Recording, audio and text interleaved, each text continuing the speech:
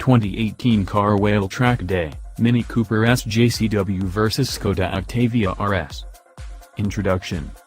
What we have here are two FWD cars producing more than 200 bhp of power and have a top speed of over 200 kmph. Of course, their body styles are different, but still what they have in common is delivering an invigorating performance to car enthusiasts. This is still not an apples to apples comparison, more like apples and oranges really. But essentially, they are both fruit. The biology lesson ends there, we promise. As automobiles, not fruit, brought to this year's CarWale Track Day 2018, we were expecting the two to give us a fun experience with all the indulgence of performance vehicles. What makes them special? The Cooper S JCW, John Cooper Works, represents the best of what Mini has to offer: fancy exterior, extravagant interior and a loud exhaust note that's delightfully impressive. However, it has the direct steering, compact size and go-kart-like feel that will make it fun to throw it around. I was longing to drive it on the track. Then there's the Octavia RS. The past two generations of the Octavia impressed us with its performance and the new one has left us spellbound. Apart from the sporty enhancements and the brat note, there's more under the skin.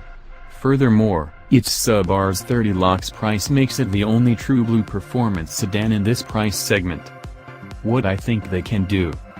The torquey nature of the Octavia's 2.0-liter four-cylinder mill and its seamless power peaking at 227 bhp and 350 Nm of torque is just one positive aspect of this full-blown performer. The butter-smooth DSG, lowered ride height and better stability should make it an absolute pleasure driving it around the track. Only the extra weight might be a disadvantage slowing it down around corners. On the other hand, the lighter Mini should have an advantage considering its slightly higher power-to-weight ratio, 165 bhp per ton as against the Skoda S160. It should carry greater corner exit speeds and with a precise steering and spot-on handling, the JCW Pro should be extremely engaging to drive and exhibit fairly predictable manners at high speeds. The track test. The outlandish looks of the Mini speak volumes about the car's performance intentions. Needless to say, I went out in it first. I set out on the racetrack after toggling through the menu and setting it up in sport mode. The screen flashed maximum go-kart feel mode and with the press of the pedal, the fantastic acceleration surge got the car going. The driving position is spot on like a go-kart. It's deep enough into the car to make you feel like you're right in there with it. In the C2 and C3 corners, the Mini feels well balanced and very much tied down.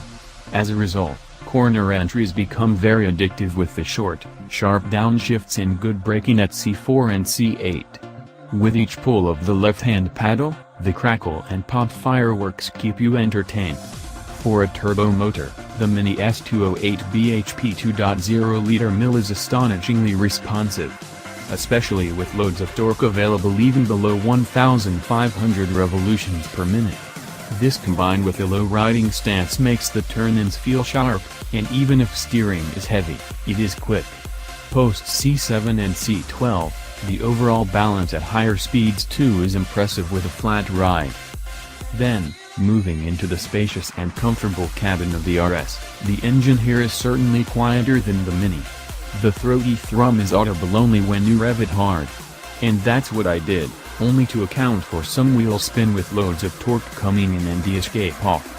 There's generous amount of tire squeal at the C1 right-hander and even in the tighter C5 and C7 sections.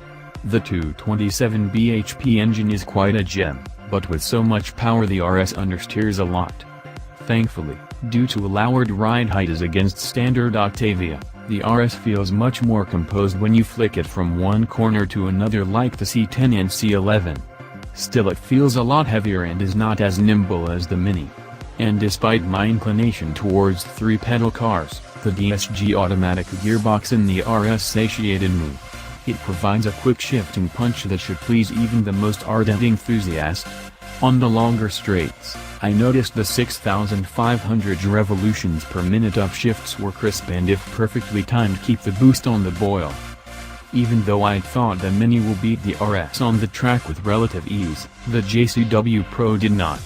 Our test driver, Rayaman Banerjee, reported the lack of launch adhesion on both cars, but he clocked the 3.7 km circuit in the Mini in February 8, 1988 seconds flat and consistently on both runs. The Octavia also managed the same time on the first run, but did the second run in February 7, 1960 seconds.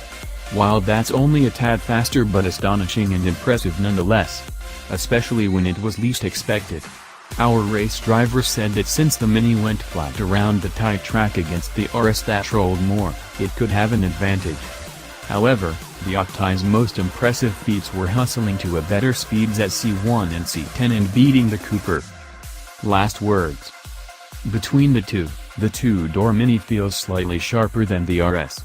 Certainly, it can carry more speed though a corner with less lean, thanks to almost 200 kg weight advantage over the four-door sedan. That said, the big surprise comes in with the RS delivering a quicker lap time despite the added bulk but more power. Such close lap times also mean the cars are on par with each other and can provide razor-edged reflexes and a wealth of more such traits on the occasional track day. I thoroughly enjoyed the track laps in both, but I feel it's the Mini that manages to instill the racing spirit in the driver better than the RS. So, even if the Octavia plastered a grin on my face, it has the JCW Pro which left a wider grin.